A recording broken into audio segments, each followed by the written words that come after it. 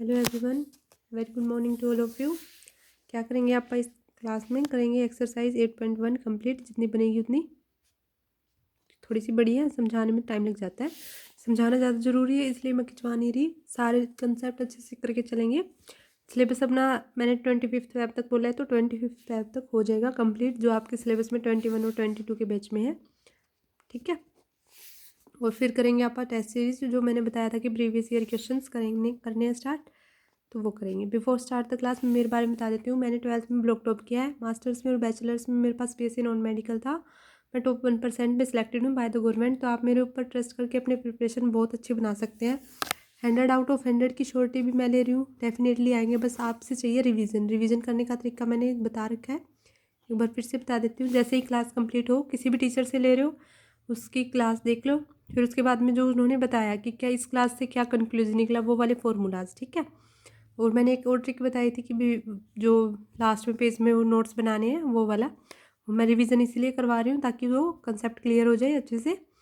जो कल वाली और आज वाली आपने शायद क्लास देखी होंगी, रिवीजन वाली दोनों। नहीं देखी तो प्लीज़ देख लेना, क्योंकि उनके बिना कुछ नहीं होगा। क्योंकि 7 दिन में बच्चों के माइंड से ना वो चीज़ें स्किप होने लग जाती हैं।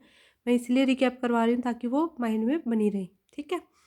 तो आपका काम है सिर्फ रिवीजन करना है, और अब लास्ट का 1 मंथ बचा है, तो अच्छे से प्रिपेयर करो। ठीक है। थोड़ा सा बेसिक बताती हूँ, फिर फिफ्थ क्वेश्चन स्टार्ट करेंगे। देखो, कोई भी राइट एंगल ट्रायंगल ही होगी तभी पाइथागोरस थ्योरम लगती है, अदरवाइज नहीं लगती।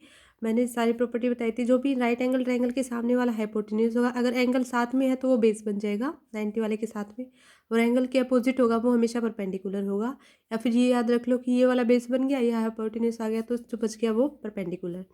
क्या लिखते हैं? पाकिस्तान भूखा प्यासा, हरियाणा हरा भरा, या पंडित बद्री प्रसाद हर हर बोले। Sine cosine tangent cosecant secant and cotangent सारे बन गए। P/B मतलब अपोन में ऊपर से करेंगे तो साइन बाय बन जाएगा, नीचे से करेंगे तो कोसिकेंट वाला बन जाएगा। ठीक है, बस यही किया है। उसी के कॉन्सेप्ट से कर रहे हैं आप फिफ्थ क्वेश्चन। देखो, फिफ्थ क्वेश्चन क्या बोल रहा है? सेकेंड थीटा दिस वन है, गिवन है, और बना दो और सारे के सारे ट्रिग्नोमेट्री रेशियो। सेकेंड थीटा क्या गिवन है? 13/12। इट मीन्स, लिख देती हूँ एक बार समझाने के लिए। हरियाणा हरा भरा। सेकेंड क्या होता है? H/B। तो H/B गिवन है। परपेंडिकुलर चाहिए? हाँ भाई चाहिए परपेंडिकुलर। परपेंडिकुलर क्या बनेगा? हाइपोटेन्यूज का बाय पाइथागोरस थ्योरम लिखना है आपको अच्छे से।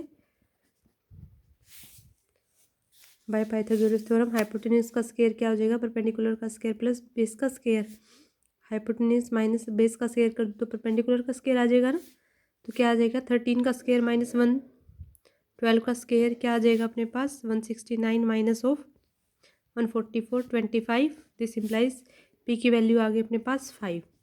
तो जो परपेंडिकुलर है वो आ गया 5। इसका मतलब क्या होगा कि परपेंडिकुलर आ गया अपने पास 5। और एंगल अपन एज्यूम कर लेते हैं, एंगल B है वो है 90 पे। तो सेकेंड थीटा गिवन था, तो एंगल ए है वो उसको मान लेते हैं थीटा। ठीक है। तो C वाला बच गया। तो एंगल कैसे, ट्रायंगल कैसे बनेगी? राइट एंगल ट्रायंगल पे ही रेशियो प्रोपोर्शनैलिटी थ्योरम लग सकती है। तो यहीं पे ट्रिग्नोमेट्री रेशियो के लिए लगाएंगे। एंगल ए पे थीटा बना दिया है, तो ये एंगल इसको ए ले लेते हैं। ये बी हो गया और ये हो गया सी। तो इसके अकॉर्डिंग ये क्या बनना चाहिए? ये बेस। ये क्या बनना चाहिए? हाइपोटेन्यूस। और ये क्या बनना चाहिए? परपेंडिकुलर। अब सारों की वैल्यू है अपने पास। बेस की वैल्यू क्या आ गई अपने पास? ये आ गया 5, ये आ गया 12, और ये है 13। सबकी वैल्यू होगी। अब निकाल दो sine of theta. Sine of theta या साइन ऑफ ए लिख दूँ यहाँ पे, है ना? या साइन ऑफ थीटा, कोई फर्क नहीं पड़ता। तो क्या आ जाएगा? P/B। P क्या है? 5 है। अपोन में B क्या है? P/H। अपोन में 13 है ना। साइन क्या आ गई? कोसाइन की क्या होगी? P/B। पंडित बद्री प्रसाद हर हर बोले, या पाकिस्तान भूखा प्यासा, हरियाणा हरा भरा। ठीक है। तो लॉजिक लगाएंगे, क्या बनेगा? B/H। B की वैल्यू 12, H की वैल्यू 13। और वैसे भी यहाँ से पता चल ही जाता है, सीकेंड टू अपोजिट होता है, तो बन गया। ऐसे ही कोटेंजेंट, पहले टेंजेंट बना लेते हैं। टेंजेंट ऑफ थीटा क्या बनेगा? साइन अपॉन कोस, या फिर P/B। P/B, P की वैल्यू 5, B की वैल्यू 12। कोटेंजेंट क्या होता है? रेसिप्रोकल, बन गया। कोसिकेंट क्या होता है? 1/sin, तो थीटा वैल्यू कर दो अपोजिट, या सिंपल सीधा बना देते। सीकेंड क्या होता है, सीकेंड तो गिवन ही था, कितना था 13/12, तो ये वाला काम तो आपको करना नहीं था, ये गिवन था। तो सारे के सारे रेशो फाइंड आउट कर दिए, पाइथागोरस थ्योरम लगाइए और कुछ नहीं किया, उसका कर दिया अंडर रूट। ठीक है, तो यहाँ से आ गया पी। अब करते हैं सिक्स्थ क्वेश्चन। देखो सिक्स्थ क्वेश्चन क्या बोल रहा है, if angle A and angle B are acute angle, angle A है और एंगल बी है वो एक्यूट एंगल है, एंगल ए हो और एंगल बी है वो क्या है, एक्यूट एंगल है, और सच दैट की कोस ए कोस बी के इक्वल है, तो ये एंगल इक्वल दिखा दो। चलो कुछ नहीं है, छोटा सा कंसेप्ट है, क्वेश्चन नंबर 6 है ना। तो बोल रहा है इन राइट एंगल ट्रायंगल है ए बी सी, तो बी पे क्या है 90 डिग्री का एंगल, राइट एंगल हो गया परपेंडिकुलर 90, या फिर बी पे नहीं लेते आप, किसी और पे ले लेते हैं, इससे कोई फ़र्क नहीं पड़ता। तो अगर मैं सी पे ले लूँ राइट एंगल ट्रायंगल, तो मैं सी को बीच में ड्रॉ कर लूँगी और कोई फ़र्क नहीं पड़ने वाला। तो अभी सी पे ले लिया, सी पे लेने का रीज़न भी था क्योंकि मुझे क्या प्रूव करना है, एंगल ए है वो एंगल बी के इक्वल आ जाए, अगर वो 90 के इक्वल आ गया तो 180 तो वहीं से बन गया, तो ये वाला नहीं ले सकते, तो सी पे लिया। ठीक है, कॉन्सेप्ट समझ में आ गया, सी पे क्यों लिया, ए और बी, या फिर कुछ भी ले लो, ए बी सी ले लेते हैं, अच्छे से थोड़ा सा दिख जाए, तो ये वाला कोई फ़र्क नहीं पड़ता इससे कौन सी नेमिंग कहाँ पे है, बस एंगल सी और एंगल सी पे 90 का बन गया, और एंगल सी और एंगल क्या गिवन है, ए और बी है वो एक्यूट एंगल है, A and B are acute angle, acute ही बनना पड़ेगा, उसका एक रीज़न है क्यों, क्योंकि राइट एंगल ट्रायंगल में इनका 180 सम होगा, अगर ये 90 हो गया तो इन दोनों का सम 90 होना चाहिए, और इन दोनों का सम अगर 90 है तो इसका मतलब ये 90 से तो छोटे ही हैं, 90 से छोटे होते हैं उनको क्या बोलते हैं, एक्यूट एंगल, बड़े होते हैं क्या बोलते हैं, ऑब्ट्यूज एंगल, और एंगल 90 के इक्वल होता है तो बोलते हैं उसको राइट एंगल ट्रायंगल। तो यहाँ इससे क्या बन गया, अगर मैं लूँ कौन से ट्रायंगल, कोस ए ले लेते हैं, क्या बनेगा कोस ए, मतलब ये वाला, तो ये बन गया बेस, बेस अपॉन हाइपोटेन्यूज ही होता है, पी भी बेस अपॉन हाइपोटेन्यूज क्या बनेगा, कोसाइन ऑफ ए, तो ए सी अपॉन क्या आ गया ए बी, ऐसे ही अगर कोस बी लूँ तो इसका मतलब इसके ऊपर अप्लाई हो गया ये, तो C B upon A B, base बन गया ये, पता होगा बताया मैंने इतनी बार कि जो भी एंगल ले रहे हो दोनों अगर सेम एक लाइन पे है तो वो बन जाता है बेस। अब गिवन क्या है, गिवन है cos A equal to cos B, given था ये, तो अगर कोस ए कोस बी है तो this implies 1 and second are, तो वो क्या इम्प्लाई कर रहा है, A C upon A B equal हो गया C B upon A B के।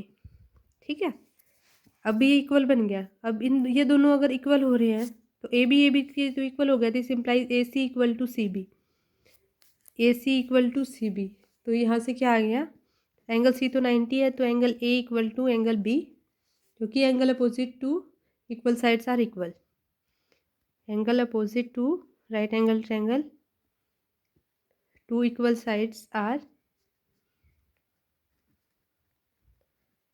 इक्वल, तो वो हमेशा इक्वल ही होंगे। ठीक है, इजी सा कॉन्सेप्ट है, कुछ नहीं किया, बस सी पे 90 का एंगल क्यों लिया है, क्योंकि ए और B obtuse acute angle given थे, मीन्स लेस देन 90 डिग्री। ठीक है, कोस ए कोस बी निकाला क्योंकि वो गिवन था, वहाँ से उसको कंपेयर कर लिया, और अपनी तरफ से कुछ नहीं करना, अगर क्वेश्चन में कुछ नहीं गिवन है तो अपनी तरफ से दिमाग मत लगाना। ठीक है, if cotangent A, 7th question कर रहे हैं, cotangent A is equal to 7/8, तो ये प्रूव कर दो और ये निकाल दो, मतलब ये निकाल दो, बस सिर्फ ये बोल रहे हैं। तो 7th का फर्स्ट पार्ट क्या बोल रहा है, कोटेंजेंट ए इक्वल टू 7/8, और निकालना है फर्स्ट पार्ट में 1 plus sine of theta 1 minus sine of theta 1 upon cos theta 1 minus cos theta. देखो अगर ये कोटेंजेंट है इसका मतलब क्या गिवन है, ये पाकिस्तान भूखा प्यासा हरियाणा हरा भरा, इसका मतलब बी अपॉन पी गिवन है, तो एच निकाल देंगे, क्या आएगा एच, बी का स्क्वायर प्लस पी का स्क्वायर, 7 का स्क्वायर 49 प्लस 64, क्या बन गया √113 एच की वैल्यू। तो साइन ऑफ थीटा क्या बनेगा, साइन ऑफ थीटा या sine of cotangent of theta given था, सॉरी साइन ऑफ थीटा क्या बनेगा, पी अपॉन में एच। पी की वैल्यू क्या है 8, एच की वैल्यू क्या है √113। ऐसे ही अगर कोसाइन लूँ तो कोसाइन ऑफ थीटा क्या बनेगा, बी अपॉन एच। बी क्या है 7 है और एच क्या है √113। ठीक है, अब कोस भी आ गया और साइन भी आ गया, तो वैल्यू अगर पुट कर दे तो आंसर आ जाएगा अपने पास। तो वैल्यू पुट करते हैं, सिंपल, या तो पहले फॉर्मूला लगा लो या वैल्यू पुट करके सोल्व कर लेना, कैलकुलेशन ही करनी है। लेकिन पता है हमें ए प्लस बी, ए माइनस बी क्या बनता है, ए स्केयर माइनस बी स्केयर, तो 1 का square minus of sine square theta. ऐसे ही यहाँ पे 1 प्लस ए प्लस बी, ए माइनस बी क्या बनेगा 1 का square minus of cos square theta. बस ऊपर वाले में साइन था बी की जगह पे, नीचे वाले में कोस है। ठीक है, तो 1 minus of sine square theta, 1 का स्केयर 1 ही होता है, और 1 minus cos square theta. Sine की वैल्यू पता है, हाँ पता है, पुट करो 1 माइनस ऑफ 8 का स्केयर अपॉन में √113 का स्केयर, तो वो रूट कैंसिल हो जाएगा। ऐसे ही 1 माइनस ऑफ 7 का स्केयर अपॉन में 113। This implies 1 minus of 64 upon 113, 1 minus 49 upon में 113, 113 minus 64 upon 113 and 113 minus 49 upon 113। ठीक है, क्या किया है, एलसीएम लिया, बस 113 कैंसिल हो जाते हैं। कैसे होंगे मैं ऊपर बता देती हूँ। पहले इसकी वैल्यू क्या आएगी 49 और इसकी वाली वैल्यू आएगी 64, क्योंकि इनका सम करके ही तो वैल्यूज निकालनी है। तो ये आ गया 49 अपॉन 113। एक बार सिखा देती हूँ कैसे बना। ऐसे ही अगर ये वाली वैल्यू नीचे है 64, अब जब नीचे वाली को उठाते तो ऊपर चली जाती है। तो ये फर्स्ट सेकंड थर्ड था तो नीचे ही था, और ये फोर्थ, तो ये हो गया कैंसिल, मतलब सेकंड और फोर्थ हो जाते हैं कैंसिल। तो 49 अपॉन में 64 क्या आ गई, जो फर्स्ट वाला क्वेश्चन बोला था उसकी वैल्यू अब निकालनी है। उन्होंने बोला था सेकंड में क्या बोला था, सेकंड पार्ट में बोला था कोटेंजेंट स्केयर थीटा की वैल्यू निकाल दो, कोटेंजेंट स्केयर थीटा की वैल्यू। अब साइन अपॉन कोस पता है क्या है, फिर अपने पास तो सारी की वैल्यू भी पता है। तो कोटेंजेंट क्या होता है, पी अपॉन में बी, बी अपॉन में पी। बी की वैल्यू 7 और पी की वैल्यू 8, उसका स्केयर कर देंगे। स्केयर की वैल्यू बोला है ना, तो 49 अपॉन में 64, और कोटेंजेंट वैसे भी गिवन था, तो कोटेंजेंट का स्केयर करेंगे तो 49 अपॉन में 64, यही आंसर। अब करते हैं आपका क्वेश्चन नंबर 8 में क्या बोल रहा है, 3 कोटेंजेंट ए है 4 के इक्वल, तो ये बना दो कि ये इसके इक्वल आ रहा है या नहीं आ रहा है। ठीक है, 3 कोटेंजेंट ए किसके इक्वल है, 8 question. 3 cotangent A is equal to 4 की। दिस इम्प्लाइज कोटेंजेंट ए है वो 4/3। पाकिस्तान भूखा प्यासा, हरियाणा हरा भरा, पंडित बद्री प्रसाद हरर बोले, किसकी इक्वल है, कोटेंजेंट होता है पी अपॉन में बी। देखो मैं क्यों बता रही हूँ ये बात बार बार लिखने के लिए, क्योंकि माइंड में भी ये बात रह जाती है। लेकिन दिक्कत कहाँ होती है, जब पेपर का प्रेशर आता है तो ये P by B, B by P कब कंफ्यूज कर देते हैं कुछ नहीं पता चलता। तो लिख लेना, लिखने से 1 सेकंड में कुछ ज़्यादा टाइम नहीं लगने वाला। थ्योरी का पेपर है, इतना टाइम होता है, तो लिख लेना। ठीक है, तो क्या प्रूव कर, तो यहाँ से पी और बी है, और टेंजेंट में चाहिए तो एच तो चाहिए, तो बाय पाइथागोरस थ्योरम।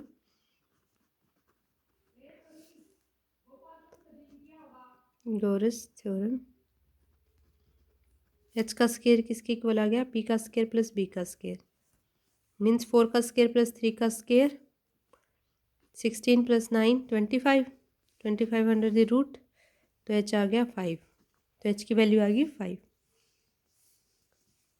ये तो लिख ही सकते हो, 3 कोटेंजेंट है तो ये बेस बन गया 4। कौन सी ट्रायंगल की बात कर रहे थे, in triangle ABC bye Pythagoras theorem. तो थोड़ी सी वर्डिंग यूज़ कर लेना, बस कुछ नहीं। हाइपोटेन्यूज बन गया ये 5। अब निकालना क्या है, 1 minus of tangent A square, तो लेफ्ट हैंड साइड लेके चलते हैं, और जो अगर कुछ भी बन रहा है उसके जैसा अगर बन गया तो बोल देंगे कि राइट हैंड साइड की इक्वल आ गया, नहीं आया तो क्या बोलेंगे कि नहीं बना। बस इतनी सी बात है। टेंजेंट ए की पहले वैल्यू चाहिएगी, तो टेंजेंट ए निकाल लेते हैं, यहाँ पे निकाल लेते हैं। टेंजेंट ए क्या होगा, कोटेंजेंट का रेसिप्रोकल मीन्स 3/4 हो गया, तो 1 माइनस ऑफ 3/4 का स्केयर, 1 प्लस ऑफ 3/4 का स्केयर, ये क्या आ गया सोल्व करते हैं। 1 minus 9/16, 1 plus 9/16, this implies 16 minus 9, 7/16, और यहाँ से 25/16 आ जाएगा ना, तो ये आ गया 7/20, 16 हो जाएंगे कैंसिल, इस तरफ लिख लेते हैं, इस तरफ लिख लेते हैं, वो हो गया कैंसिल, तो 7/25 आ गई इसकी वैल्यू। ये आ गई लेफ्ट हैंड साइड। अब निकालते हैं right hand side. Right hand side क्या बोल रहा है कि cos A square minus of sine square के इक्वल आ गया। अगर आ गया तो बोल देंगे इक्वल है, तो cos square A minus of sine square A. Cos की वैल्यू क्या होती है, P B B, P B P, H H B. Pandit Badri Prasad हर हर बोले, मतलब बी अपॉन में H, B upon H. B की वैल्यू क्या है 4, और एच की वैल्यू क्या है 5। 4/5 minus of P upon H होगा इसका स्क्वायर माइनस 3/5 का स्क्वायर। सोल्व करो, 16 माइनस 25/25, 9/25, ये आ गया 7/25। राइट हैंड साइड में क्या आया था 7/25, लेफ्ट हैंड साइड में क्या आया था 7/25, यही सोल्व किया है इसी को, तो राइट हैंड साइड में भी आ गया 7/25। हेंस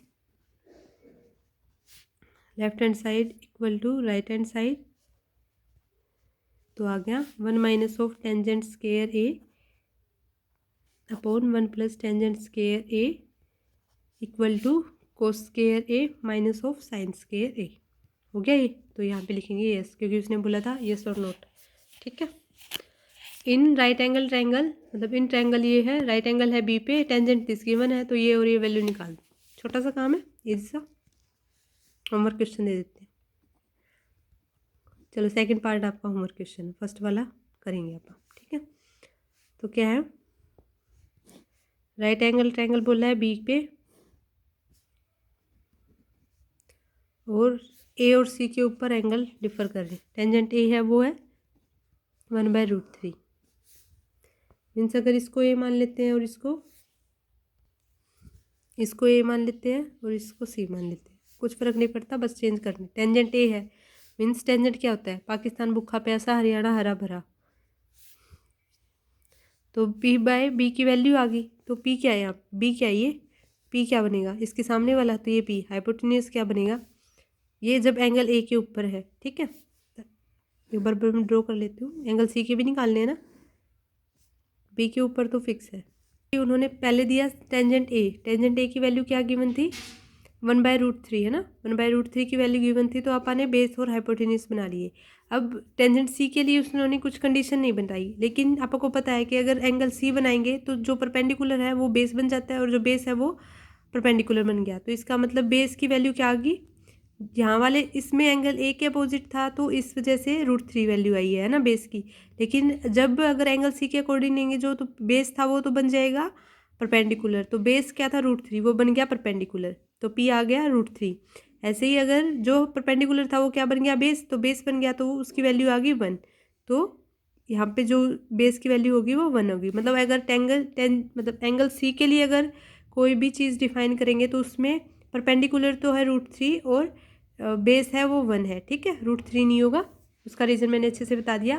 देखो यहाँ पे टेंजेंट ए के कोरस्पॉन्डिंग सब साइड्स गिवन थी, तो वहाँ पे हाइपोटेन्यूज की पाइथागोरस थ्योरम लगा के हाइपोटेन्यूज की वैल्यू निकाली है ना, तो वहाँ से कोस ए, कोस बी, कोस सी, कोस ए और साइन ए, ये वाली चीज़ तो निकल जाएगी। लेकिन अगर साइन सी और साइन ए चाहिए, साइन ए और साइन वाली वैल्यू तो यहाँ से निकल जाएगी, लेकिन कोस सी अगर कोस ए चाहिए तो उसके अंदर जो यहाँ पे हाइपोटेन्यूज था वो तो सेम ही रहेगा, हाइपोटेन्यूज हमेशा सेम रहता है। बेस में और टेंजेंट, बेस में और परपेंडिकुलर में चेंज होएगा, जो यहाँ का बेस है वो बन जाएगा वहाँ का परपेंडिकुलर, तो यहाँ का बेस था √3, तो वहाँ का हो गया वो परपेंडिकुलर।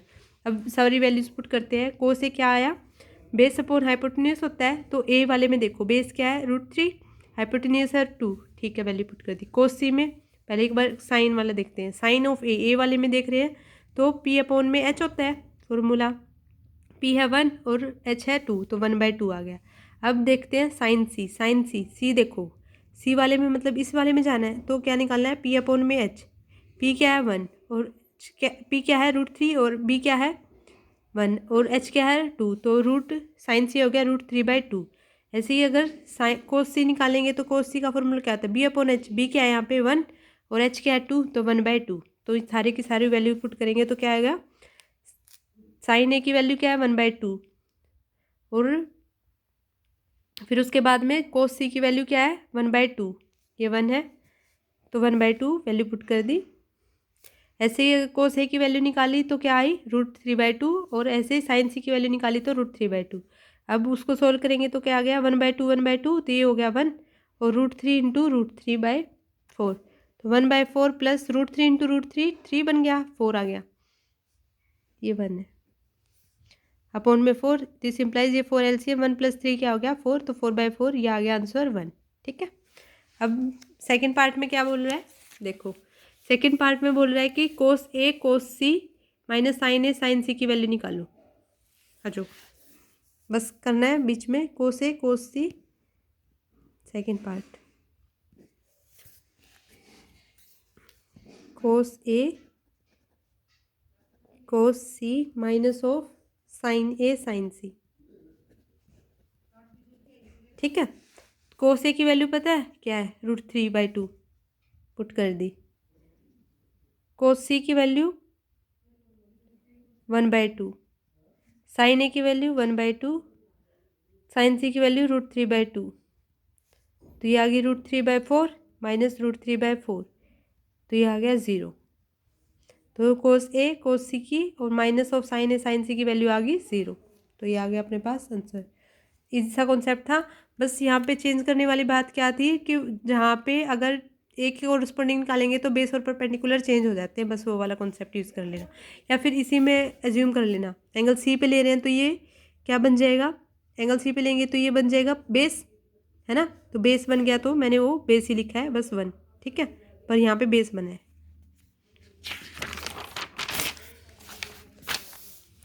अभी करते हैं अपा 10th क्वेश्चन। क्या बोल रहा है, in triangle PQR right angle है क्यू पे PRQR की सम है वो 25 सेंटीमीटर गिवन है, PQ दिस वन है, तो डिटरमाइन कर दो P की वैल्यू जो गिवन है उस क्वेश्चन में। ठीक है, तो 10th क्वेश्चन देखो क्या बोल रहा है, in triangle right angle triangle PQR, तो जिसपे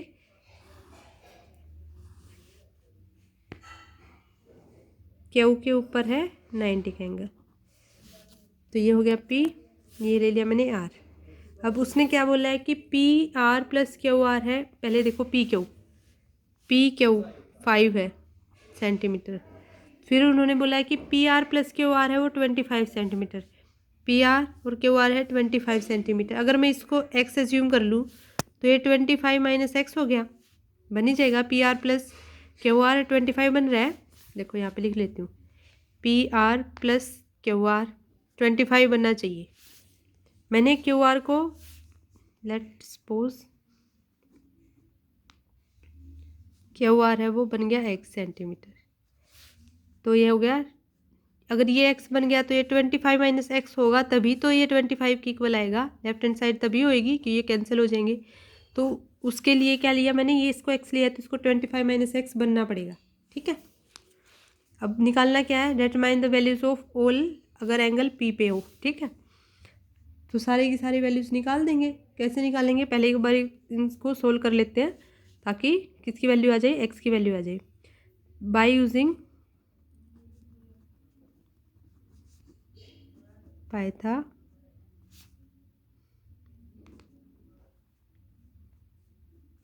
थ्योरम। पाइथागोरस थ्योरम क्या बोलती है, हाइपोटेन्यूज का स्क्वायर बेस का स्क्वायर प्लस परपेंडिकुलर के स्क्वायर के सम के इक्वल होगी। हाइपोटेन्यूज क्या है 25 - X, क्योंकि 90 के सामने वाला बिल्कुल क्या बनता है हाइपोटेन्यूज का स्क्वायर, तो बेस क्या है यहाँ पे, अगर एंगल P के अकॉर्डिंग ले रहे हैं तो, अगर एंगल P पे ले रहे हैं तो बेस बन रहा है PQ, तो PQ का स्क्वायर 5 का स्क्वायर और परपेंडिकुलर क्या बन गया X का स्क्वायर। सोल्व करते हैं इक्वेशन को, 20a - b का फॉर्मूला लगाओ, 25 × 25 625 plus X square minus of 50 of x equal to 25 + x square. X square दोनों साइड है तो ये कैंसिल हो जाएगा, ये है 50, इस तरफ लेके आएंगे तो कैंसिल होना ही है, तो 625 - 25 माइनस के 50 को इस तरफ लेके गए तो प्लस का बन गया, 600 इक्वल टू 50x, 0 कैंसिल ये हो गया, 12 पे कैंसिल, तो x की वैल्यू आ गई 12। बाय पाइथागोरस थ्योरम होगी। सो वी हैव बेस क्या बन गया, परपेंडिकुलर क्या बन गया, परपेंडिकुलर है वो एक्स है वो है 12 सेंटीमीटर एंड हाइपोटेन्यूज है वो क्या है 25 माइनस एक्स था तो आ गया 25 माइनस 12 13 सेंटीमीटर। तो 25 माइनस एक्स हो गया 13 सेंटीमीटर। ठीक है, अब निकालना क्या है साइन पी, साइन जो वैल्यूज निकालनी है वो देखते हैं, साइन पी कोस पी और tangent P, sine P cos P and tangent P. ठीक है, अब ये दोनों निकाल देंगे तो ये तो आप फॉर्मूले में से पुट कर सकते हैं। ये क्या है बेस है, कैसे पता चला, सीख लिया इतनी बार। इसके सामने वाला क्या बनता है परपेंडिकुलर है और ये है हाइपोटेन्यूज। सारी वैल्यूज हैं अपने पास। पंडित बद्री प्रसाद हर हर भोले, पी अपॉन एच, पी की वैल्यू देखो भी क्या है, पी की वैल्यू है एक्स मतलब 12 अपॉन में एच 13, 12 अपॉन में 13 कर दिया 12 अपॉन 13। यहाँ से आएगा बी अपॉन एच, बी की वैल्यू क्या है 5 और एच की वैल्यू क्या है 13। ये क्या बनता है पी अपॉन बी, पी की वैल्यू क्या है 12, बी की वैल्यू है 5, तो ये आ गया 12/5 या 12/5। तो सारी वैल्यूज़ निकाल दी। अब करते हैं 11th क्वेश्चन, इजी सा क्वेश्चन है। देखो क्या बोल रहा है, the value of tangent is always less than 1। मैं एक बार टेबल समझा देती हूँ जो मतलब अगली एक्सरसाइज में यूज़ होगी, देखते हैं एक बार। देखो ये वाली टेबल है, मैंने अच्छे से एक्सप्लेन कर रखी है एक वीडियो में डाल के, ताकि यहाँ पे ज़्यादा टाइम ना लगे बेसिक को समझाने में, वो वहाँ पे मैंने डिटेल में समझाया हुआ है। अब जो उसने बोला है सिर्फ वो देखेंगे कि क्या बोल रहा था, टेंजेंट की वैल्यू क्या है ऑलवेज लेस देन 1। देखो 0, 1/√3, 1 और √3/1 और नॉट डिफाइंड, तो इसका मतलब इन्फिनिटी तक जा रहा है, तो ये वैल्यू क्या, ये जो बात बोली है वो होगी फॉल्स, क्योंकि ए की कोई भी वैल्यू हो सकती है, तो ये बात होगी फॉल्स। तो लिख लेना 11th के फर्स्ट में ये है false, false because sides of right angle triangle may have any length, right angle triangles sides have any length, कुछ भी लेंथ हो सकती है। ठीक है, तो फर्स्ट वाला पार्ट हो गया फॉल्स। सेकंड का क्या बोल रहा है, सेकंड अगर ये है तो for some values of angle A, अगर इसकी वैल्यू ये है डिफाइन है मतलब, तो आप सारी की सारी वैल्यूज निकाल सकते हैं, तो ग्रेटर देन 1 होगी हमेशा हमेशा। देखो कैसे होगी, सेकेंड वाले पे आओ, 1 2/√3 √2 क्या होता है 1.4/1.414, 2 अपॉन में 1.7 करेंगे तो ये 1 से तो ग्रेटर जाएगा ही जाएगा, तो इन्फिनिटी, तो ये वाली वैल्यू हमेशा ग्रेटर होगी 1 से, तो ये हो गया सही ट्रू। अगला ऐसे ही कोस ए की एब्रीविएशन यूज़ की जाती है कोसिकेंट ऑफ एंगल ए, कोस को क्या लिखते हैं कोसाइन लिखते हैं ना कि कोसिकेंट, तो ये कोसाइन होगा तो ये होगा false. Cotangent A is the product of cotangent and A, false है। कोटेंजेंट ए एंगल को नोटेशन करता है, ये यहाँ पे प्रोडक्ट नहीं है, तो हैविंग ए कोटेंजेंट अलग है और ए का कोई मीनिंग नहीं है, ये कोट ऑफ एंगल ए को रिप्रेजेंट करता है। ठीक है, तो ये हो गया false. Sine of theta is equal to 4/3 for some angle theta. अब देखते हैं 4/3 मीन्स, ये वाला पार्ट करवा देते हैं सोल्व, फिफ्थ है ना, साइन ऑफ थीटा वो क्या है 4/3, पी अपॉन में एच है 4/3। देखो और अगर यहाँ से बी निकालूँ तो क्या आएगा, एच का स्केयर 3 का स्केयर माइनस हो 4 का square means 9 - 16 under the root -7 √7, और इसको लिखते हैं √7 आयटा, जो अपने आपके अभी सिलेबस में डिफाइन नहीं है, तो ये बन गई, ये वैल्यू हो ही नहीं सकती, कांट,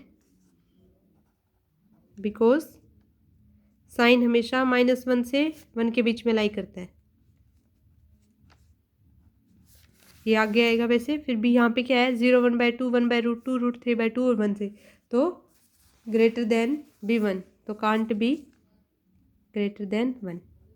ठीक है, तो 1 से बड़ी नहीं हो सकती, तो इसका रीज़न ये हो गया। आई होप आप सबको अच्छे से समझ में आ रहा है। अगर कोई भी डाउट लग रहा है तो प्लीज़ कमेंट बॉक्स में बता दें कि नहीं समझ में आया या आ रहा है, कितना आ रहा है वो भी बता दें, अच्छे से एक्सप्लेन करूँगी मैं, जितना मेरे से बन रहा है मैं उतनी कोशिश कर रही हूँ कि जितना 0 लेवल से उठा सकूँ उतना उठाऊँ। क्योंकि बच्चों को ना अभी से इतने डाउट क्लियर नहीं होते कि क्या हो रहा है क्या नहीं हो रहा है, ऐसे ही फॉर्मूले रटे जा रहे हैं, वैसे ही सब निकाले जा रहे हैं, समझ कुछ आ ही नहीं रहा है, तो उसका कोई फ़ायदा नहीं है ना। जब तक मेरे को अच्छे से मैं अच्छे से समझा ही नहीं पाऊंगी तो आप अच्छे से समझोगे कैसे और अच्छे से पेपर में कैसे लिखोगे। अपना रिवीजन अच्छे से करोगे तो डेफिनेटली स्कोर बूस्ट होगा ही होगा। आपका काम बस रिवीजन करना है। चलो अभी कर लेते हैं थोड़े से फॉर्मूले। Cos A square plus sine A square equal to 1 होता है। 1 plus tangent square secant square होता है और 1 plus cotangent square equal to cosecant square होता है। इन सब की नोटेशन याद रखना, ये कोसाइन है, ये साइन है, ये टेंजेंट है, ये कोटेंजेंट है, ये कोसिकेंट है, ठीक है। इसको कोसिकेंट नहीं बोलना, ये कोसाइन है, ये कोसिकेंट है, कोसिकेंट में गिवन है, ठीक है। अब इसको याद करने का तरीका ये वाला सब याद रख लेते हैं। Sine square plus cos square equal to 1। दिक्कत कहाँ आती है? 1 plus of cot square A वाले में, ठीक है। तो इसको याद करने का तरीका है, सी ओ कॉमन आ रहा है तो सी ओ के साथ देखो तो 1 plus cotangent square equal to cosecant square. Tangent वाला बच गया तो एक सीकेंट ही बचा है जो इन फॉर्मूलों में यूज़ नहीं हुआ, तो 1 plus tangent square equal to secant square है। इस तरफ टेंजेंट और कोटेंजेंट वाले आ रहे हैं, इस तरफ सीकेंट और कोसिकेंट वाले आ रहे हैं। बस ये वाली चीज़ थोड़ी सी माइंड में याद रख लेना, ज़्यादा बड़ी बात नहीं है, छोटी सी बात है, ठीक है। आई होप अगर आपको अच्छे से समझ आ रहा है तो प्लीज़ कमेंट बॉक्स में ज़रूर बताएं। मेरे लिए जानना बहुत ज़रूरी है कि आपको समझ आ रहा है या नहीं आ रहा है, तो प्लीज़ बता दें, इन्फॉर्म कर दें। अगर नहीं कुछ समझ नहीं आ रहा है तो भी इन्फॉर्म कर दें कि नहीं आ रहा है, यहाँ से नहीं आ रहा, कितना नहीं आ रहा, तो मैं ट्राई करूँगी कि कुछ अच्छा करूँ, मतलब कुछ और अच्छे से एक्सप्लेन करूँ उसको फिगर से या किसी और डायग्राम से। नेक्स्ट क्लास में करेंगे। आप 8.2 ईजी सी एक्सरसाइज है, उसमें भी कुछ नहीं करना, बस ट्रिग्नोमेट्री रेशो ये 0 से 90 के बीच वाले। अभी ये टेबल बताइए, वो वाली क्लास एक बार देख लेना आप, अच्छे से हो जाएगी। कुछ नहीं है, इजी सी एक्सरसाइज है, सिर्फ फॉर्मूला अगर पता है तो वैल्यू